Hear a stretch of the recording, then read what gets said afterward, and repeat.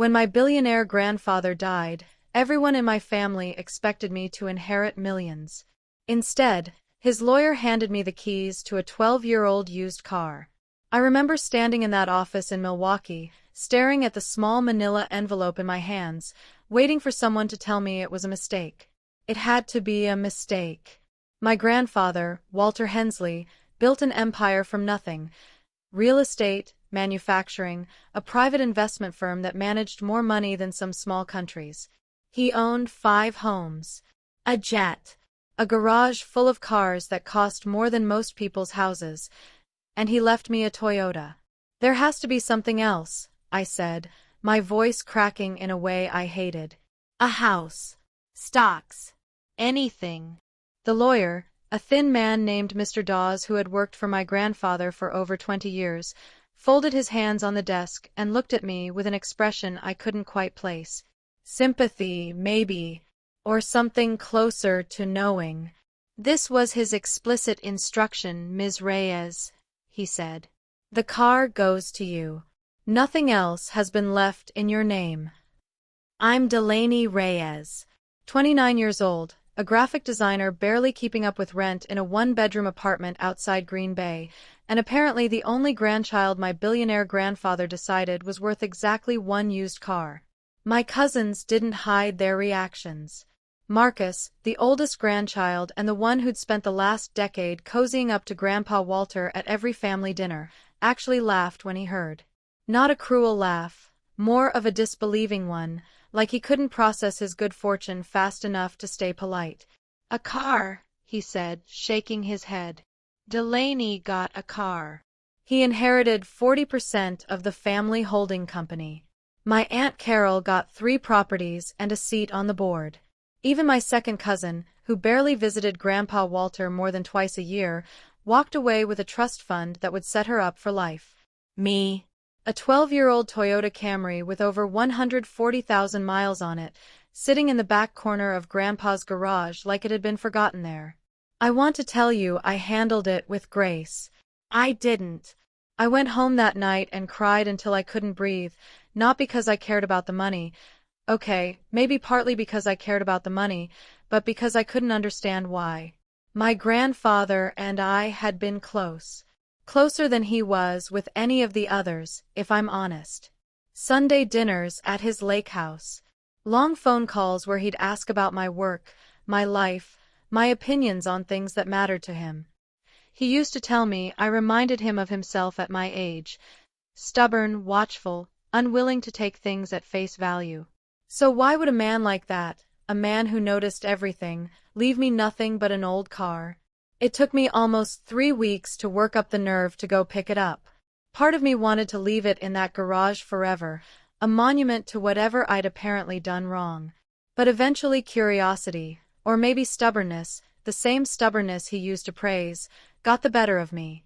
The garage smelled like dust and old leather when I walked in. The Camry looked exactly like I remembered, silver, unremarkable, a small dent above the rear wheel well that had been there for years. I ran my hand along the hood and felt something strange settle in my chest. Grief, maybe. Or confusion pretending to be grief. I climbed inside and sat behind the wheel for a long time before I even started the engine. The interior was clean, too clean for a car that had been sitting untouched. Someone had vacuumed it recently. The air freshener clipped to the vent still smelled faintly of vanilla. Small details, but they nagged at me. Grandpa Walter didn't do anything without a reason. Even something as simple as keeping an old car spotless felt deliberate. I turned the key. The engine caught on the first try, humming steady and low, and the dashboard lit up in that dull amber glow I remembered from 100 childhood road trips with him behind the wheel, humming old country songs off-key. That's when I noticed the GPS. It wasn't the car's factory system. This was an aftermarket unit, mounted slightly off-center on the dash, the kind of thing you buy separately and install yourself. Odd, for a car this old. Odder still because Grandpa Walter had a driver for the last 15 years of his life. Why would he need a GPS at all? I pressed the power button out of habit more than curiosity. The screen blinked to life, and a short list of saved locations appeared. Home, office, the lake house. Normal enough. But at the very bottom of the list, separate from the others, was a fifth destination. No name. Just a string of coordinates, and beneath them, in small text, a single label. My stomach dropped. My name is Delaney. There was no one else in the family whose name started with D. I sat there gripping the steering wheel, staring at those 6 words like they might rearrange themselves into something that made sense. My hands had gone cold. I told myself it was probably nothing, an old destination from a business trip, a note some mechanic left as a joke. People don't leave secret messages in GPS units. That happens in movies, not in a Toyota that smelled like vanilla air freshener. But I couldn't stop thinking about it. Couldn't stop hearing his voice in my head. Asterisk, you notice things other people don't, Delaney. That's your gift. Don't waste it. Asterisk. I didn't press the navigate button that night. I told myself I needed time to think, and that was true, but if I'm being honest, I was also afraid. Afraid of what it meant that my grandfather, sharp, calculating, a man who never did anything without a plan, had left something hidden specifically for me, and only me, inside the one thing everyone else in the family had dismissed as worthless. Over the following days, I couldn't shake the feeling that someone was watching me more closely than usual. Marcus called twice, asking oddly specific questions about how the car was running and whether I'd gotten it checked out yet. My Aunt Carol texted me a photo of herself standing in front of Grandpa's old office building, no caption, like she wanted me to know she was there. It might have meant nothing. Grief makes people behave strangely, reach out in ways they normally wouldn't. But it also might have meant something else entirely, that I wasn't the only one who suspected the car held more than an engine and 4 wheels. Changed everything I thought I understood about my grandfather, and about why he really left me that car. If you're the kind of person who can't stand not knowing what happens next, go ahead and hit subscribe on StorySpark right now, because what I found when I finally entered those coordinates changed everything I thought I understood about my grandfather, and about why he really left me that car. 3 days later, I made a decision. I climbed into the driver's seat, my hand hovering over the GPS screen for a long moment before I finally pressed navigate. The screen calculated the route in silence. 2 hours and 14 minutes, heading northwest, toward a part of the state I'd never had any reason to visit. Somewhere past the small towns and the long stretches of empty highway, past the edge of anything I recognized as belonging to my grandfather's life. I put the car in reverse, pulled out of the garage, and started driving, telling myself I could turn back any time I wanted. I was about 40 minutes from the destination, deep into a stretch of quiet backroads lined with pine trees, when my phone lit up on the passenger seat. A text from an unknown number, no name attached. Turn around, Delaney. You don't know what you're driving into. I nearly swerved off the road. My hands were shaking as I picked up the phone at the next stop sign, staring at those 7 words, my heart hammering so loud I could hear it over the engine. Whoever sent that message knew my name, knew I was driving, knew somehow exactly what I was doing, which meant someone else already knew about the coordinates hidden in my grandfather's GPS. And they didn't want me to find out what was waiting at the end of that road. I sat at that stop sign for almost a full minute, engine idling, staring at the message until the screen dimmed and went dark on its own. Turn around, Delaney. You don't know what you're driving into. No name. No explanation. Just a warning from someone who clearly knew more about this than I did. My first instinct was fear. Real, physical fear, the kind that makes your hands go cold even in a warm car. My second instinct, the one that eventually won, was something closer to my grandfather's voice in the back of my mind. Asterisk, you notice things other people don't. Don't waste it. Asterisk. I typed back a single word. Who is this? No response came. Not then, not for the rest of the drive. I could have turned around. I want to be honest about that. I thought about it more than once over the next 40 minutes, my eyes flicking to the rearview mirror every few seconds like I expected headlights to appear behind me. None ever did. Just empty roads, pine trees, and the GPS counting down the miles in that same flat, indifferent voice. The coordinates led me off the main highway and onto a gravel road I almost missed, half hidden behind an overgrown tree line. A weathered wooden sign, barely legible, read Hensley Storage and Fabrication, a name I didn't recognize. Not one of my grandfather's companies. Not anything I'd ever heard him mention at Sunday dinner.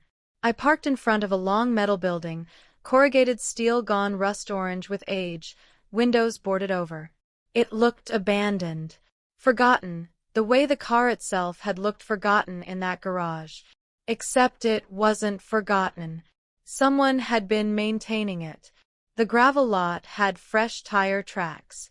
A padlock on the front door looked recently oiled, the metal catching the light without a speck of rust. My hands trembled as I reached for the small ring of keys the lawyer had given me along with the car, keys I'd assumed were spares for the Camry. One of them, a heavier brass key I hadn't paid attention to before, slid perfectly into the padlock. Inside, the building was dim, lit only by what little daylight slipped through gaps in the boarded windows. Dust hung thick in the air. But as my eyes adjusted, I realized the space wasn't empty at all. Rows of metal shelving lined the walls, filled with boxes, and in the center of the room sat an old wooden desk with a single lamp, as if someone had been working there recently and simply stepped away. On the desk, a leather journal, a small tape recorder, and a photograph in a plain frame. My grandfather, decades younger, standing beside a woman I didn't recognize in front of this very building. I picked up the photograph first. On the back, in handwriting I recognized instantly, my grandfather had written, *Elena, 1987. The year everything started. I had never heard the name Elena in my life. Not once in 29 years had my grandfather mentioned a woman by that name. The journal was next. I opened it carefully, half expecting the pages to crumble in my hands, but they were sturdy, well-preserved. Another sign someone had been protecting this place long after it looked abandoned from the outside. The first entry was dated more than 35 years ago. If you're reading this, Delaney, it means you followed the coordinates. It means you're exactly who I hoped you'd become. Someone who doesn't let people write her off just because the gift looks small on the outside. My breath caught. He'd written this for me. Not recently, decades ago, long before I was even born, based on the dates.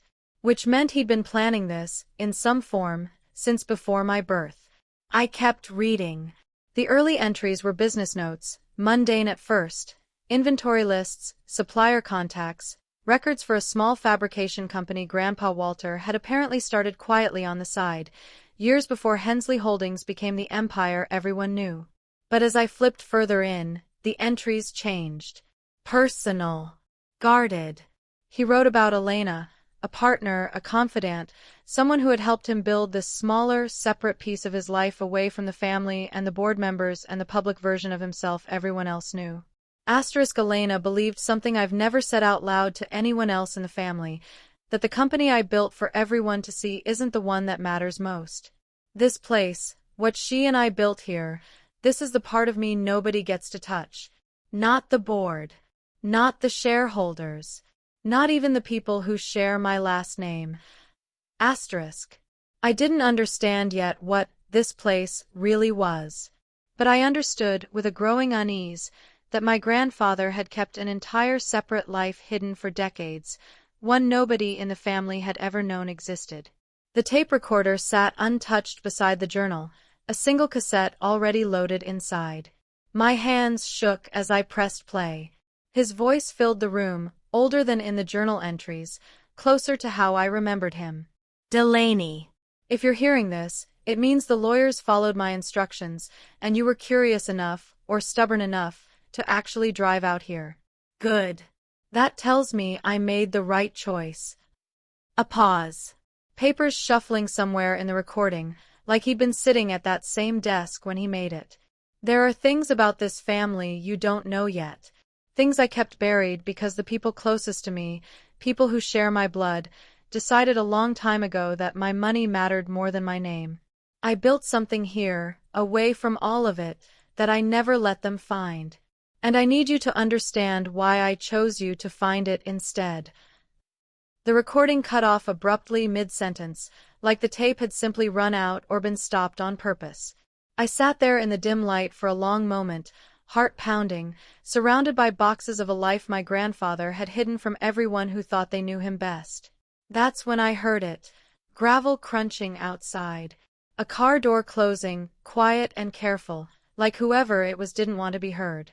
If you're still with me at this point, you understand why I couldn't just walk away from this. Subscribe to Story Spark now, because what I found in the next room of that building completely changed who I thought my grandfather was, and the person standing outside that door was someone I never, ever expected to see there. I killed the desk lamp and pressed myself against the shelving near the door, my pulse hammering in my ears. Footsteps approached slowly across the gravel, deliberate, unhurried, someone who knew exactly where they were going. The door creaked open. "I know you're in here, Delaney," a familiar voice said. "The car GPS pings my phone. It always has." I stepped out from behind the shelf, my whole body rigid with disbelief. It was my Aunt Carol. "You," I said, my voice barely above a whisper. "You sent that text." She didn't deny it. Instead, she walked further into the building, glancing around at the boxes, the desk, the journal still open in my hands, with an expression I couldn't quite read, somewhere between grief and dread. "You shouldn't be here," she said. "None of us should. Your grandfather made sure of that for 35 years, and I intend to keep it that way." "Why? What is this place, Carol? Who was Elena?" Something flickered across her face at the name, recognition, and something closer to fear. She glanced toward the boxes lining the far wall, the ones I hadn't opened yet, and for the first time since I'd known her, my composed, controlled aunt looked genuinely afraid. "Elena," she said quietly, "is the reason half of this family has spent 30 years pretending your grandfather was someone he wasn't. And if you keep pulling on this thread, Delaney, you're not just going to learn the truth about him." She stepped closer, lowering her voice like the walls themselves might be listening. "You're going to learn the truth about what the rest of us did to keep it buried." Behind her, through the open door, I caught the glint of a second car pulling into the gravel lot, headlights cutting through the dusk, someone else arriving who clearly hadn't been invited any more than I had. Whatever my grandfather had built out here, whatever secret he'd protected for 35 years, it was clear now that I wasn't the only person in this family who'd known it existed. I was just the only one he'd trusted enough to find it. The headlights swept across the gravel lot and went dark. For a moment, neither Carol nor I moved, both of us watching the door, waiting to see who else had followed a trail I thought only I knew existed. It was Marcus. He stepped inside still wearing his work jacket, like he'd driven straight from the office the moment something alerted him. His eyes moved from me to Carol to the open journal on the desk, and something in his expression cracked. Not exactly, more like relief that a weight he'd been carrying alone was finally about to be shared. "You told her?" he asked Carol, his voice tight. "I told her nothing," Carol snapped. "She followed the coordinates. Same as you did, 5 years ago. That stopped me cold." "5 years ago? You knew about this place?" Marcus rubbed a hand over his face, and for the first time since I'd known him, the easy confidence he always carried at family dinners was gone entirely. "Grandpa showed me. Once. He wanted to see how I'd react. And I told him to bury it. I told him if any of this ever got out, it would destroy the company, destroy the family name, destroy everything he'd spent his life building." He looked at the journal in my hands like it was something dangerous. He listened. Or I thought he did. I finally understood, standing in that dusty building with the two of them, that this wasn't just a hidden storage unit. It was a test. One Grandpa Walter had apparently given more than one grandchild, at different points, in different ways.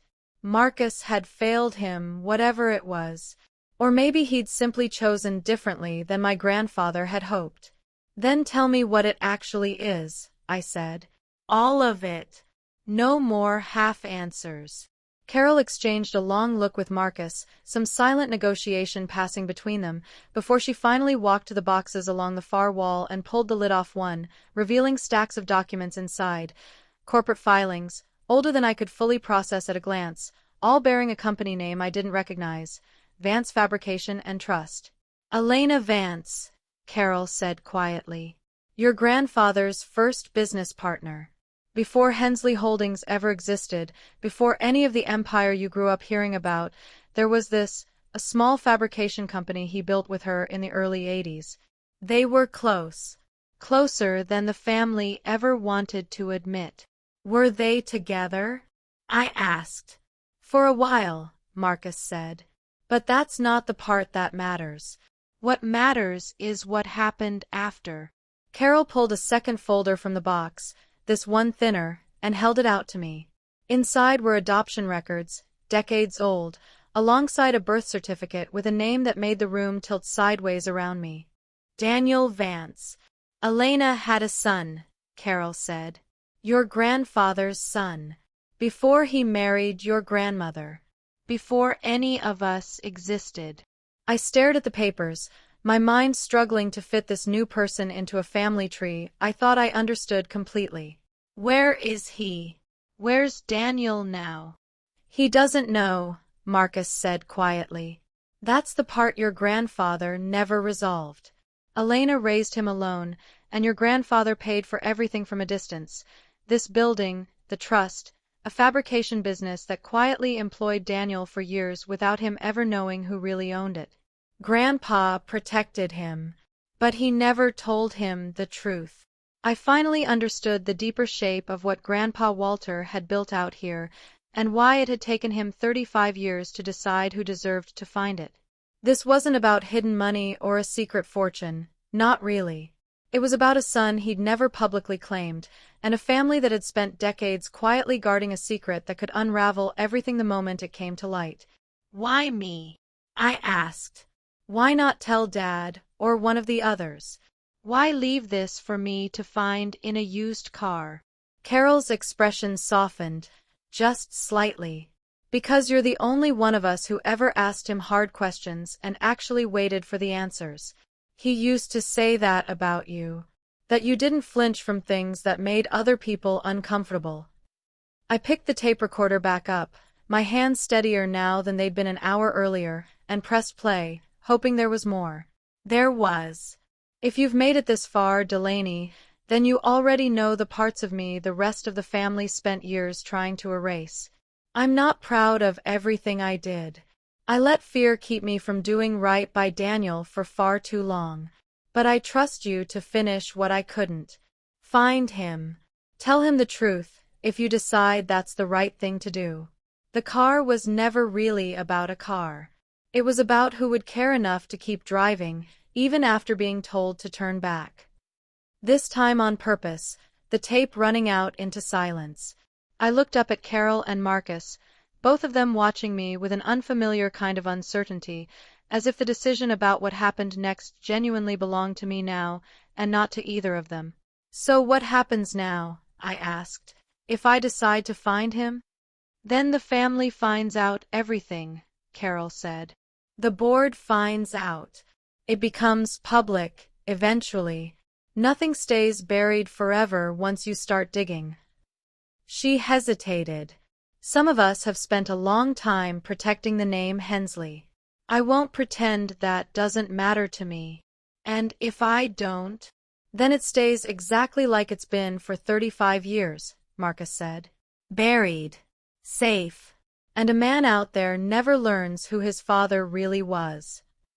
If this story has kept you guessing until now, hit subscribe and turn on notifications for Story Spark, because what I decided next didn't just change my family. It changed how I understood everything my grandfather ever taught me about what really matters.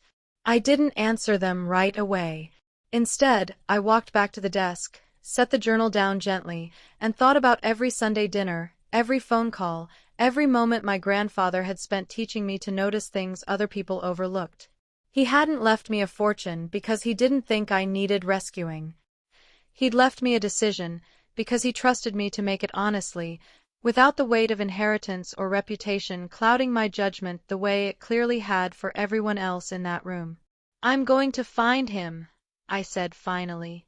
Not to punish anyone, not to expose the family for the sake of it, but because Grandpa spent 35 years too afraid to finish this himself, and I'm not going to let that be the end of the story. Carol didn't argue. She simply nodded, like some part of her had known that would be my answer the moment I stepped out of that garage 3 weeks earlier. It took me another 2 months to track Daniel Vance down, a quiet, unassuming man running a small auto shop 2 states away, the kind of ordinary life that made it easy to understand why my grandfather's carefully hidden business had blended so seamlessly into it. The conversation we had wasn't easy. It wasn't a movie moment, full of tears and instant understanding. It was careful, slow, honest, the beginning of something neither of us fully knew how to hold yet, but both of us were willing to try. Months later, I found myself back in Grandpa Walter's garage, standing beside the same silver Camry that started all of this. It didn't look different. Still a dent above the rear wheel well. Still that faint smell of vanilla clinging to the air freshener on the vent. But I understand it differently now. Everyone else in my family saw an old used car and assumed my grandfather had left me nothing. I finally understood what he'd really left me. Not wealth, not property, not a company with his name on the door. He'd left me the truth, and enough trust to know what to do with it once I found it.